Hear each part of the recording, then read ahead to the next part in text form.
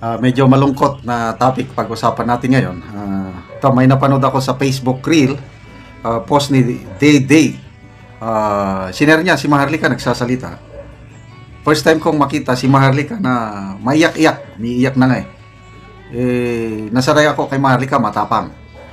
Dito, dahil sa kalungkutan, tungkol ito kay Tatay Digong, kaya maiyak-iyak siya. Yung sinabi niya na, kwento daw ni Ma'am Hanilet Abansin sa kanya na si Tatay Digong sa loob ng kulungan, nagbibigay na siya ng habilin o yung last will and testament. Nako, delikado yun. Dahil sabi ni BP Sara, sabi ni Congressman Pulong, pumapayat na daw si PRD, payat na payat dahil walang ganang kumain. Okay, pakinggan muna natin si Maharlika. It's not being weak. Okay, I'm being emotional. Kasi, nandito ako Di ba sinabi niyo Manilet na nung pumunta siya sa dahil, hindi siya nagsalita, hindi siya nagpa-interview. Nung last yun pakita niyo yun, di ba, sa vlog. Since sinabi naman niya, yung nararamdaman niya kahapon, I think, pwede ko nang sabihin, nung paglabas niya doon sa ICC, ang bigat talaga. Nagtangan na sa amin na nag-last will si Pangulong Duterte. Yun, last will. Nag-last, nagbibigay ng mga billion or something. At sabi naman niya, okay siya. Pero I think, I don't know, I mean, only God knows. Only God knows. Alam niyo, may mga pag-uusap kami na kung may mangyari sa Pangulong Duterte, baka katapusan na ng mga bangag. Pero kailangan pa bang may magbuwis ng buhay para matapos yung mga bangag? Kailangan pa bang which is, alam ko rin kung saan bansa siya pupunta. I know, parang hindi ko pwedeng sabihin. Okay, so, yun. Malapit sa isa't isa si Ma'am Hanilet at saka itong si Maharlika.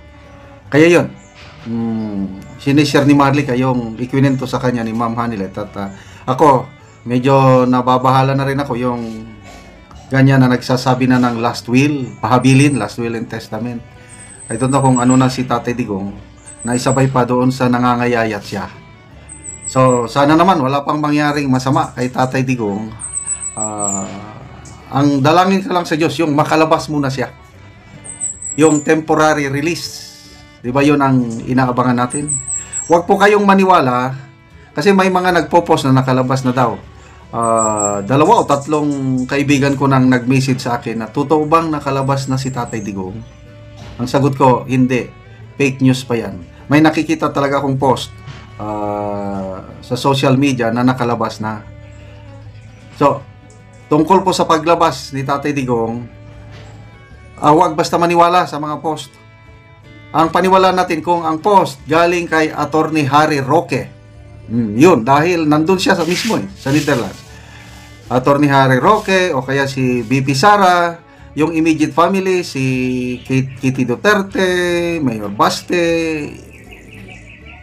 Doon tayo makikinig. Pwede rin sa mga DDS vloggers. Maharlika, Tio Moreno, Kipicho, Crisette.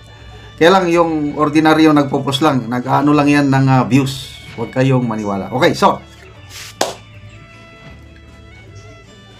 makalabas siya sa kulungan, malaking kaibahan. Kasi sabi ni VP Sara, loss of appetite. Bakit loss of appetite si Tatay Digong? Yung pagkain doon, hindi pagkain Pinoy. Mabuti nga na lang daw at nabibigyan siya ng rice. Yung ulam, hindi lutong Pinoy. Kahit ako, maninibago ako. Kaya nangangayayat siya dahil sa hindi siya hiyang sa pagkain plus yung weather, masyadong malamig daw.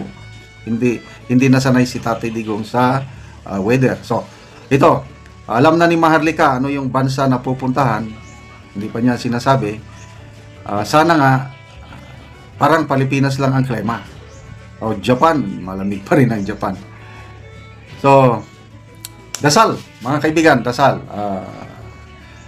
Itong si Mr. Jason salamat naman sa kanyang post. Mga 2 days ago, naging real talk o nag-real talk lang si Mr. Jason na sabi niya, although mayroong request for interim release ni PRRD. Kailang, kung ako ang inyong tatanungin, sabi ni Mr. Jason sa malabo na makauwi ng buhay si Tatay Digong sa Pilipinas. Dahil, yun na nga, matanda na siya at matagal pa yung proseso ng kanyang kaso, matagal. So, maliban na lang kung may kakaibang pangyayari na magbunga ng kakaibang desisyon na makalabas siya kagad. So, isa na lang po ang pag-asa natin, yung interim release niya. Dahil, iba kasi yung nakakulong eh. Mamalungkot. Kung nakalabas siya, at least, libreng makabisita ang kanyang family members. Plus tayo siguro, mga nagmamahal sa kanya, makabisita kung malapit lang. Wag lang sa malayo. Kung dito lang sa Asia, Japan, South Korea, yun ang binabanggit ni Attorney Roque. Pwede. South Korea, Japan. Kaya lang most likely, baka kung akong tatanungin nyo, baka dyan pa rin sa Netherlands eh. Kasi ang Netherlands, nandyan na yung ICC, ayaw ng Netherlands na maalis yung economic benefits ng mga OFWs na bumibisita sa kanya. Kaya salamat mga kaibigan sa inyong pagsubaybay sa ating channel. Nakakatulong kayo ng maigi, malaki sa tribong Talandig ng Bukidnon. Dahil ang sweldo natin sa channel na ito is pantulong natin sa tribo. Sa ngayon, namimigay tayo ng mga yero at pako para makapagpatayo ng mas maayos na tahanan ang tribong Talandig. Panoorin nyo ang video na ito. Kusog kayo ang ulan. Kaya sa pamakusin. Ito na ito. Ini siya ang nataga-anugero. Pag bisan pa sa kusog kayo ng ulan. Dagang salamat sir. Salamat siya sa sin nga nahatag sa iya.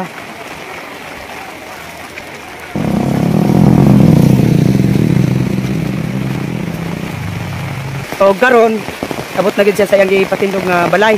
Kay kini nakigpuyo lang ni sa iyang amahan. So karon mo na ni ang iyang gipatindog nga balay.